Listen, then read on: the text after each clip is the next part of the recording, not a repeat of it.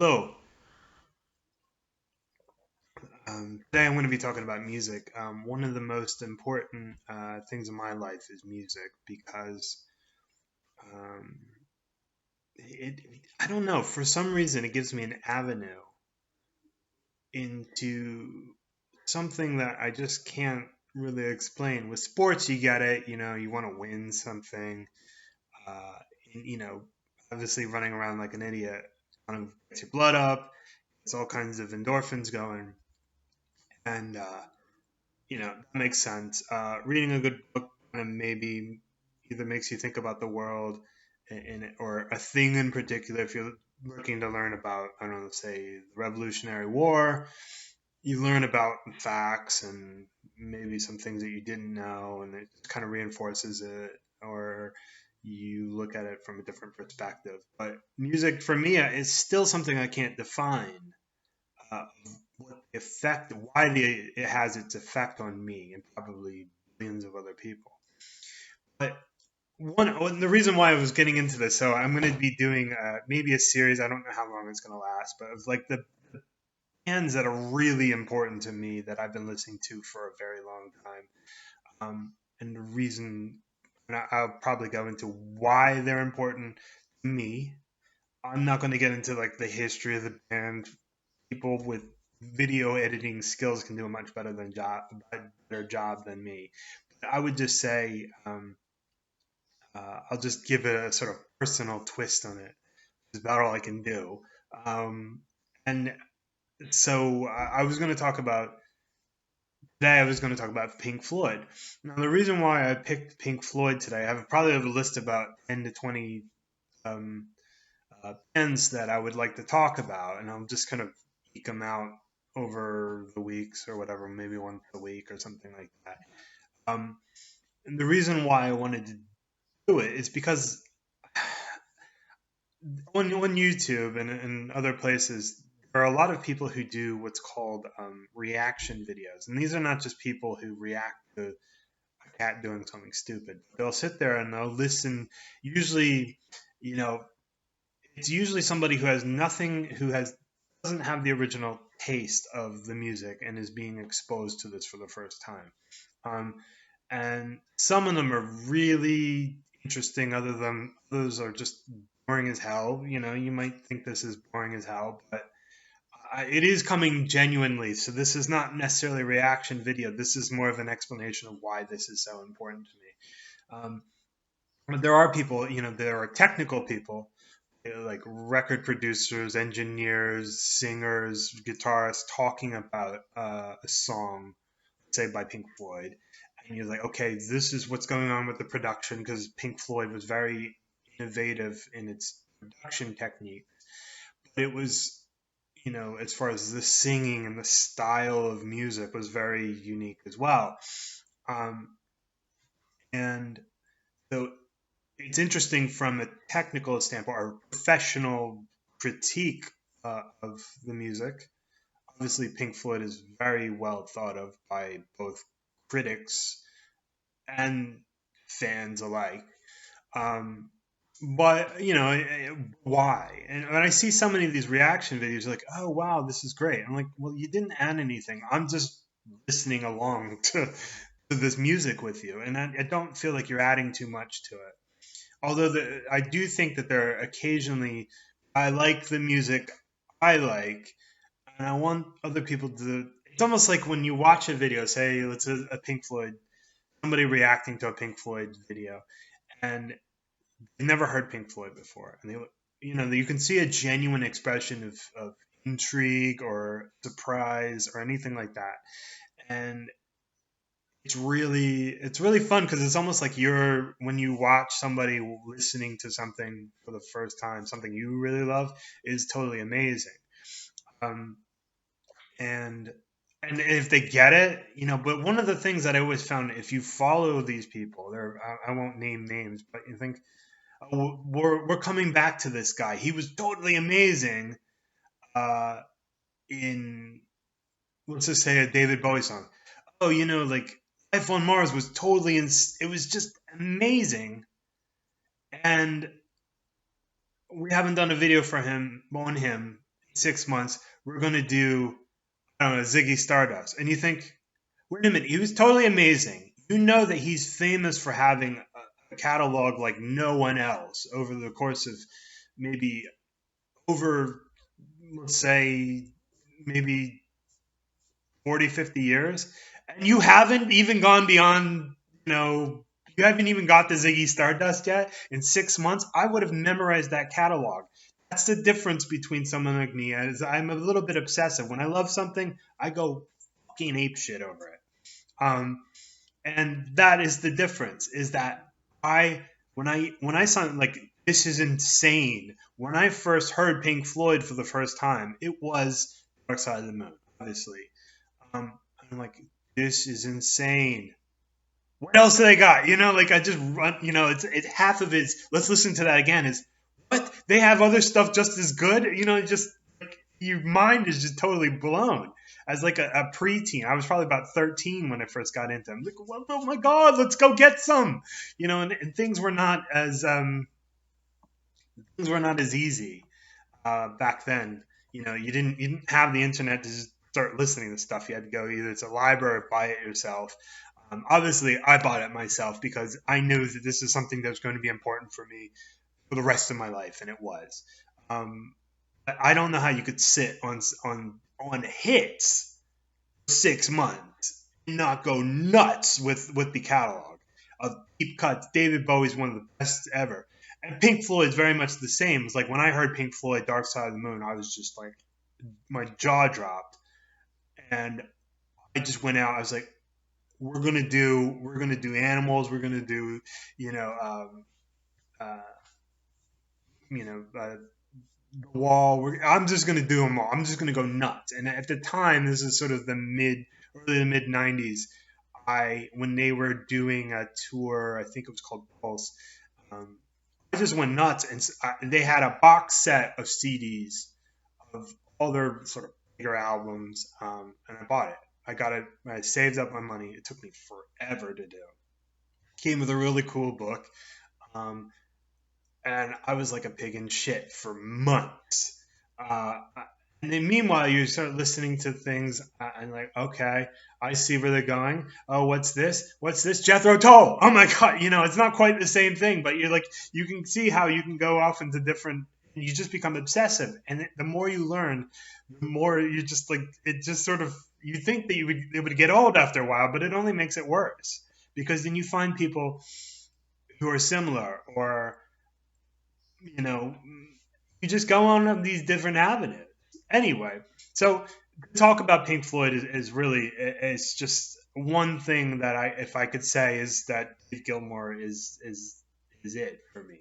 He's got the smoothest voice. His guitar playing is it kills me every time I listen to something. Well, I'll go through the major ones that really kill me. And so what I've decided to do in these videos is basically, we can talk about the big songs that if you know about Pink Floyd, you would know these songs. I was going to do like if I was going to create an album of 5 hits and 5 deep cuts that never make the radio. They never really get talked about, but I thought these are something you really ought to check out. Here's some 5 hits just to get you into Pink Floyd, and then we'll talk about 5 deep cuts that are mental. Like, I don't know why they didn't make the radio. A couple of them with Pink Floyd, you can see why, because like some of them are like 20 minutes long. But anyway, like I'll start with the hits. So one of the big hits that I think really started the ball with me was Time. The lyrics, I'm not going to go through and do a lyrical analysis on it, but if you, let's say you're at least in your mid to late 20s and on, you will relate to this song more and more with every passing year. And that's sort of the theme of the song, is that when you're young, you don't have a lot to do, and so you waste time. And then when you get older, you realize you just wasted a lot of time. The guitar solo in this is just, just David Gilmour is just the best. I know he's not technically the most amazing, but his bends It's a technical term. It's basically when you take the string and you bend it up. He does these full bends, which require a sort of lighter gauge on the guitar, means thinner thickness, which means you might pop, or they're ups and downs on thinner gauge. But he's an absolute master of the bend. He does, and just like, oh, you feel it, and his voice on this is so smooth, and this is really the band at its best, and this is why I'm picking a couple from there. So listen to Time, listen to Money, which is, I think, two songs afterwards. And Money, to me, yeah, it's all the pitfalls, the great things about Money, all the pitfalls that come with Money, and there's a great saxophone solo.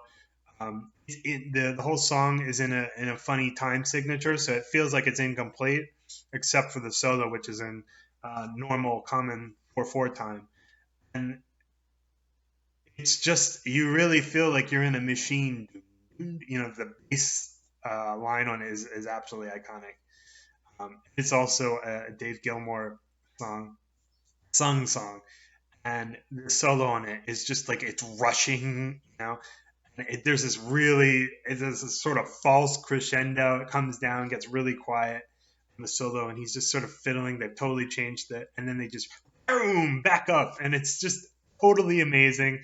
I've been listening to this for probably nearly 30 years, and I always get chills when I listen to him play. Um, I would say that, yeah, that those two are the really high moments of, if you are a guitar nut, you have to listen to this. Another hit, this is the third hit, is Wish You Were Here. Wish You Were Here is a very mellow song. It's done mostly on an electric acoustic guitar. Again, Dave Gilmour. A lot of these are Dave Gilmour songs. Um, and it's just, it's a really just mellow, almost, I wouldn't say country, sort of folky song. And it's about, like, I think the song was written by Roger Waters, the bassist, about their friend and former bandmate Sid Barrett, who had basically lost his mind, and then they saw him again for the first time in maybe 7-8 years, and he just looked like a wreck, barely there. And it's basically a sort of very wistful, nostalgic song. Wish you were here because you're actually mental, but it could be applied to anything. Um, Next one's probably the most famous one. I actually combined it with, because this is from The Wall, and The Wall is sort of a rock opera, which concept I don't really like, but um, there's really good songs in there, but some of them are just like, does anybody want to listen to Vera Lynn?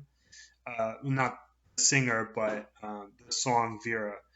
Um, and but this is The Happiest Days of Our Lives, going into A Brick in the Wall. So it's a segue of two songs. Um, and there's a bit of that on The Wall, and there's a lot of that in Pink Floyd altogether, where they just sort of flow into one another. Obviously the Another Brick in the Wall is, We Don't Need No Education. It's really cool. They haven't done a thing like that. There's a bit of a disco beat into it. Obviously, this is in 1979, sort of maybe at the tail end of disco, but it really does combine the best of rock and disco, something that the Rolling Stones would do with "Miss You," I think, the year before. Um, I think it's worth it to listen to maybe the 2-minute introduction of The Happiest Days of Our Lives, where it talks about how the teachers, while they were sadistic, bastards, they were at home getting the crap beat out them by their wives. And then it goes into Another Brick in the Wall, is that, if you watch the video, it's kind of, schools are almost like factories, just pumping out units. And the last hit is Comfortably Numb, also from The Wall. This is their best song. I just it's a song that actually took place here in Philadelphia, where I think Roger Waters was having a nervous breakdown, and basically were drugging him up just to get him to the show. finish their tour, and he was having trouble getting there. And I'm not going to go into the whole story behind it, but there's this sort of, you feel like you're floating in this song. And there are two guitar solos by David Gilmour, who is an absolute genius, and it's just, you feel like you're in a dream. In the first part, if you've ever been sort of not on drugs, as in like, you know, bad drugs, but if you've ever been like, you've taken a sleeping pill and then things get really weird because you're starting to lose control, or you're falling asleep really quickly and somebody tells you something really important or asks a question, and you're like, I can't respond to this. But that's a conscious person saying, like responding afterwards. You're like, I don't know. Somebody asked you a really important question. You can't answer that. You just sort of say things.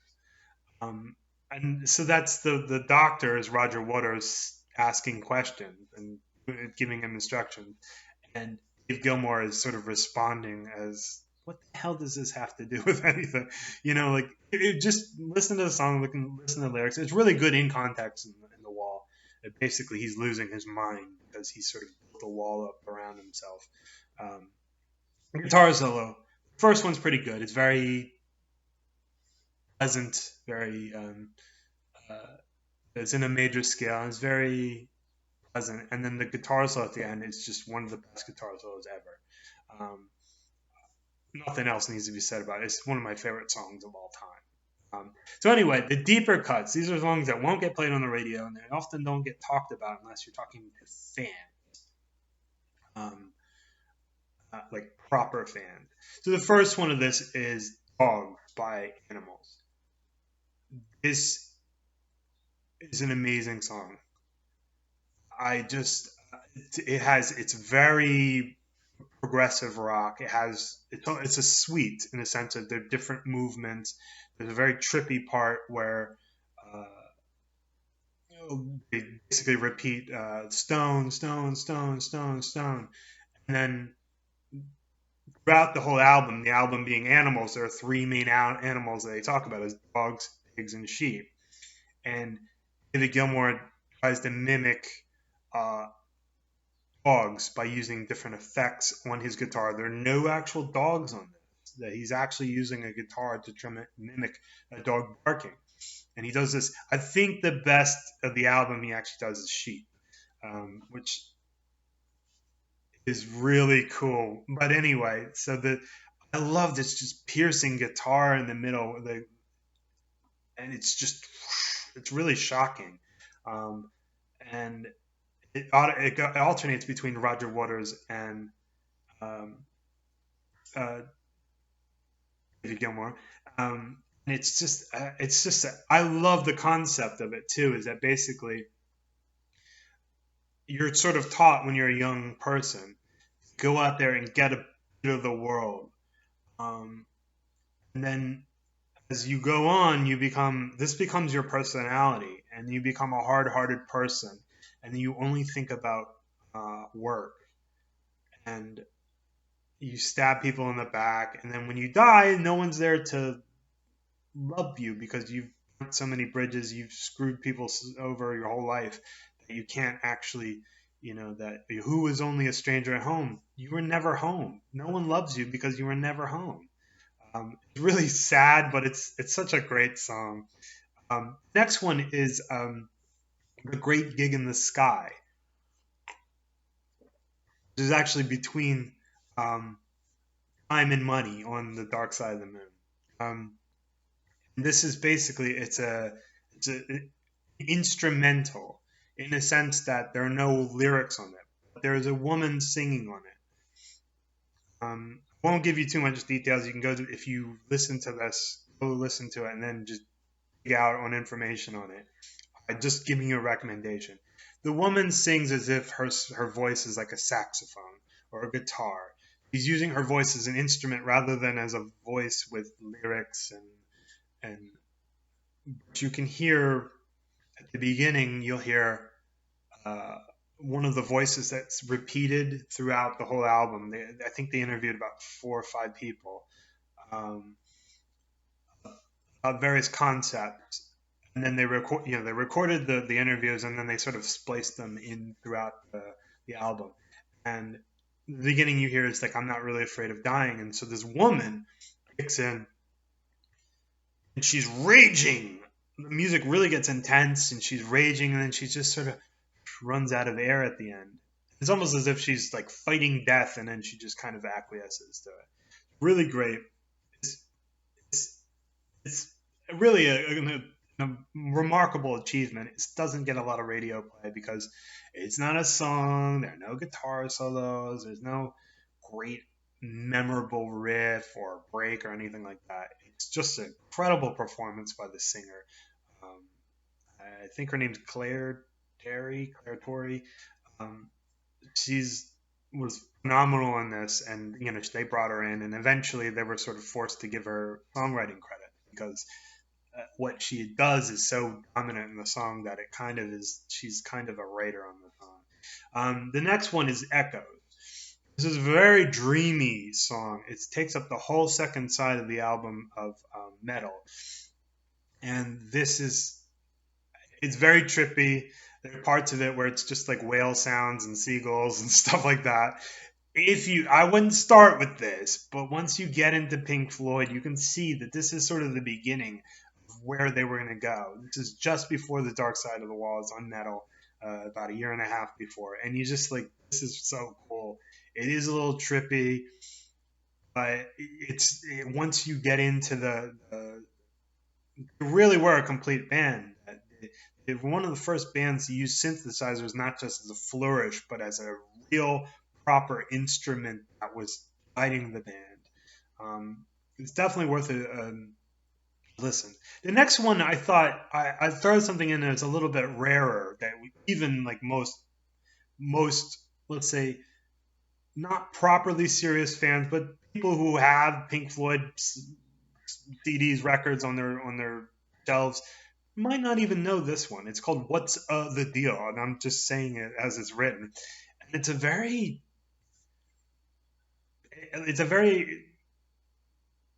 I don't even know. It's totally out of what would become their later style. It's very throaty. It's a David Gilmour sung song, and I just love the piano in it. It's just a great. I wouldn't say fun. It's just very satisfying to listen to. It's just a totally different side to Pink Floyd. Anyway, the last one I would say, the deep cut, I think that people should listen to. This one does get a little bit of radio play, but it's a bit longer and there's a lot of synthesizer in it. It's called "Welcome to the Machine" from "Wish You Were Here." And "Welcome to the Machine" is I remember there's a story for this. I remember when I was in it's my senior year. It was 1999 or 2000. I did rowing. We call it crew.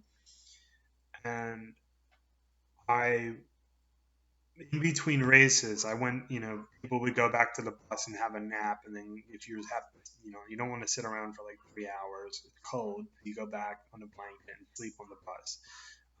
It was a school bus. Yes, it was very cold on there. But so anyway, I'd sit there and people had a radio and I was like, I'll put on Pink Floyd. And it was "Welcome to the Machine." And I remember somebody coming on the bus and saying, who the fuck is listening to the Doctor Who music here? Doctor Who music.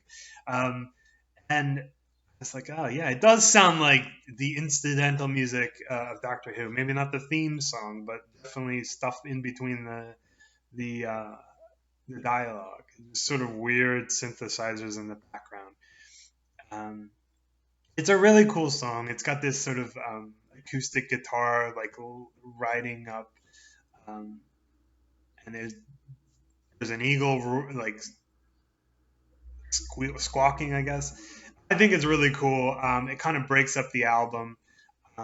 So anyway, that's 10. There's 5 hits, 10, 5 deep cuts, 10 in total. I would say that for a mainstream album that you should listen to, a hit album, you need to listen. Start with Dark Side of the Moon. You knock out about 3 of the songs that I recommended right away. And listen to it straight. Don't break it up. Just listen to it. It's about 45 minutes long. Just listen to it straight through. It's totally amazing. Uh, and it warrants, I don't know, about 10,000 listens over the course of 25, 30 years. Just, it's something that if you like this kind of music, go ahead and it's a great foot in your door into Pink Floyd. As far as a sort of lesser known, like a deep cut album, I would do Animals. Nothing on Animals ever gets played on the radio. Rarely gets onto like compilation albums. It's really good music. There's a very Animal Farms Orwellian uh, uh, theme to the whole thing. And even if you have lived in London or been around London, there's a little picture of the Battersea power station with a pig floating over it. Apparently, there was a whole story of trying to make that album cover. Um, and so I would recommend you start with Dark Side of the Moon. Just explore the catalog. I'm not a big fan of the early stuff because it's really weird. It was a little too psychedelic and wasn't really grounded in blues rock. And it was just a little too. I'm eating acid and therefore I'm going to play music. I don't know. That doesn't really do it for me. I understand a lot of musicians did drugs and it helped them artistically or whatever. This was just noise. That's just my opinion, and I know a lot of people who disagree with me. But anyway, yeah, basically anything in the 70s that Pink Floyd did was amazing. And it just happened they fell off. They had an argument in the band in the 80s, and things were really chaotic in the late 60s. It's really the 70s when they knuckled down and got their proper band. They're totally amazing. And eventually, I guess at some point when you're like, mid to late 30s, you kind of need to move on in life. I understand. Um, but we still have these albums and they're get you through the day. So anyway, I'll be talking about another band coming up soon. I'll see you then. Bye.